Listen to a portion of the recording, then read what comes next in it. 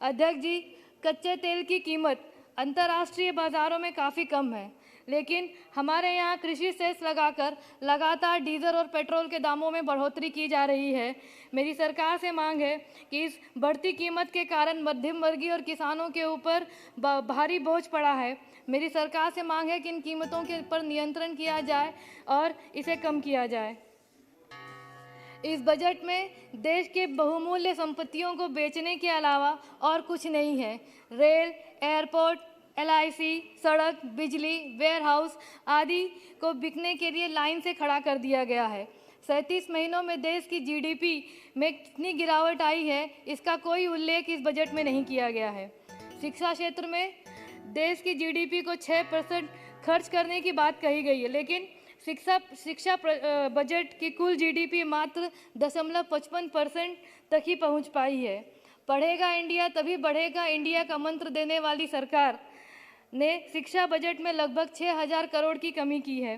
केंद्रीय बजट में SC, ST और OBC को दी जाने वाली स्कॉलरशिप में भी कमी की गई है, जिसके चलते 5 में से 1 छात्र को अपनी माध्यमिक शिक्षा के दौरान पढ़ाई छोड़नी पड़ सकती है। यानी 100 में से 20 स्टूडेंट को अपने स्कूल छोड़ना पड़ सकता है। मैं निवेदन करती हूँ कि सरकार SC, ST, OBC को छात्रवृत्ति और क्षतिपूर्ति में जो बजट की कमी की गई है उसे पूरा करे और इंटरमीडिएट में जो 60% अंकों की बाध्यता बना दी गई है उसे हटाकर छात्रवृत्ति को पुनः पूर्व के समान लागू किया जाए और जो निजी संस्थानों में छात्रवृत्ति देने का प्रावधान को बंद किया गया है उसे भी लागू किया जाए। अध्यक्ष जी, पेंशन जो है कर्मचारियों को स्वावलंबी बनाता है, उनके बुढ़ापे का सहारा होता है। आज आप लोग सांसदों को, विधायकों को, न्यायिक सेवा में लगे लोगों को पेंशन देने का काम कर रहे हैं, तो सरकारी कर्मचारियों को पेंशन क्यों नहीं दिया जा रहा है? मेरी सरकार से मांग है कि पुरानी पेंशन स्कीम को दोबारा बहाल किया जाए। अध्यक्ष जी, मेरे संसदीय क्षेत्र में हजारों लोग रोजगार के लिए पलायन करते हैं।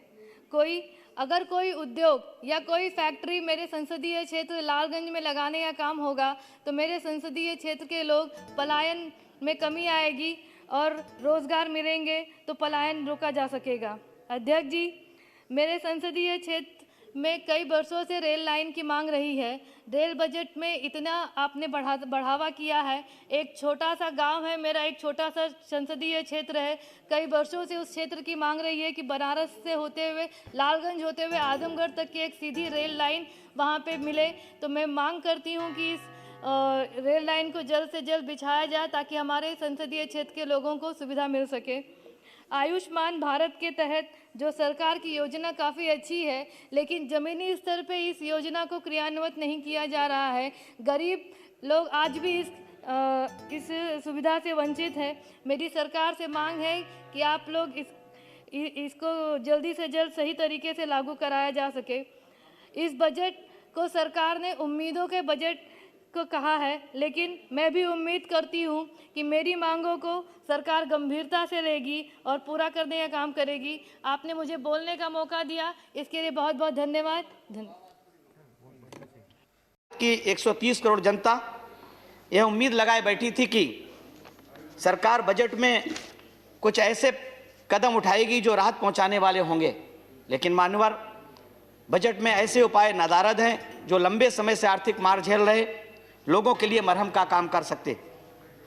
मान्यवर, इस बजट ने देश के लोगों को, खासकर गरीबों, कामकाजी तबके, मजदूरों, किसानों या स्थायी रूप से बंद हुई औद्योगिक इकाइयों से हुए बेरोजगार हुए लोगों को निराश करने का काम किया।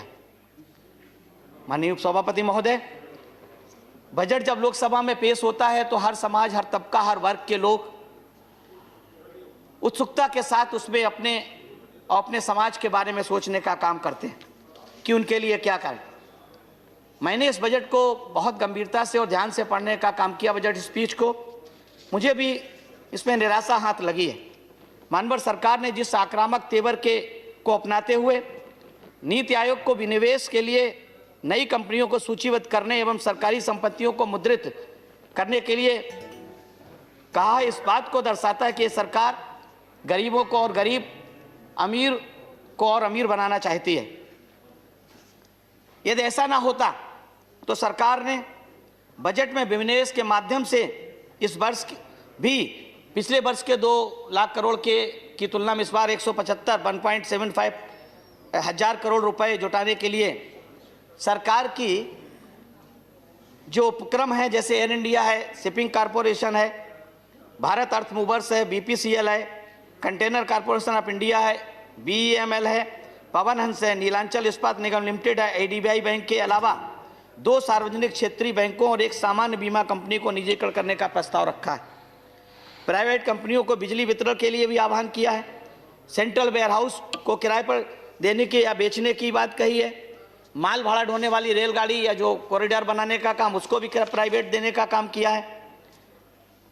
मानवर घाटे को पूरा करने के लिए पैसा जुटाना सरकार की मजबूरी है, लेकिन उद्योगपतियों और पूंजीपतियों को लाभ पहुंचाने के लिए खासतौर से दलित शोषित पिछड़ों की हिस्सेदारी पर डाका डालना कहीं से भी उचित नहीं है, क्योंकि जितने भी ये नवउद्योग, जिन उद्योगों को जो नवरत्न कहलाते थे, जो फायदे में चल रहे थे, चाहे बीपीसीएल हो, चाहे कंकोर हो या कंटेनर कॉरपोरेशन हो, जो फायदे में चलने वाले उद्योगों को एचपीसीए की पाइपलाइन हो, गैस पाइपलाइन, गेल की पाइपलाइन हो, इनको जब प्राइवेट सेक्टर में देंगे तो स्पष्ट है और सरकार इस बात को जानती है कि इस देश में प्राइवेट सेक्टर में आरक्षण नहीं है, और जब प्राइवेट सेक्टर में आरक्षण नहीं है तो बड़े पैमाने पर इसमें लाखों की संख्या में एससी, एसटी और ओबीसी के लोग जो आरक्षण का लाभ लेकर के लाभ मिलता था, क्या सरकार उस आरक्षण को देने का काम करेगी या प्राइवेट सेक्टर में आरक्षण के लिए कोई संशोधन लाने का काम करेगी? अगर सरकार की नीयत साफ हो तो उन्हें उदाहरण लेना चाहिए उत्तर प्रदेश की 7 से 12 की सरकार में हमारी पार्टी की मुख्यमंत्री रही परम आदरणीय बहन कुमारी मायावती जी से, जिन्होंने अपनी सरकार में प्राइवेट सेक्टर में रिजर्वेशन करने का काम किया, और न सिर्फ प्राइवेट सेक्टर में रिजर्वेशन करने का काम किया, बल्कि बहन जी ने अपनी सरकार में जो सरकारी कॉन्ट्रैक्ट थे उनमें भी रिजर्वेशन करने का काम किया।